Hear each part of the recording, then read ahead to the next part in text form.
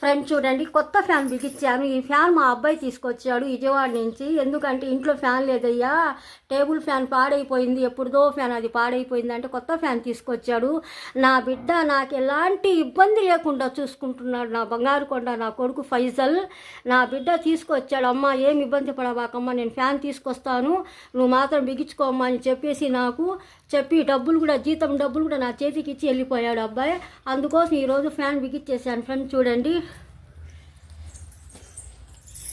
ఇదే ఈ ఫ్యాను బాగుందంట. ఫ్యాను మోడల్ కూడా బాగుందమ్మా ఇది మా అమ్మాయి చూసి కూడా బాగుంది. ఇప్పుడే ఫ్యాన్ అబ్బాయి వచ్చాడు, ఫ్యాన్ బిగించేసి నా దగ్గర 600 రూపాయలు తీసుకున్నారు. ఎందుకంటే కొన్ని సామాన్లు కూడా పోయిందంట. ఇంకా ఏరే ఫ్యాన్ ఉంది, చూపిస్తాను ఉండండి. ఈ ఫ్యాన్ కూడా పాడైపోయింది. రెండో ఫ్యాన్ ఇది కూడా పాడైందంట. ఏరే అబ్బాయి వచ్చి చూసి, ఎలక్ట్రీషియన్ అబ్బాయి చూసి ఇది పాడైపోయిందమ్మా, ఇది బాగా చేస్తానని డబ్బులు తీసుకెళ్ళి సామాన్లు తీసుకురావడానికి వెళ్ళాడు.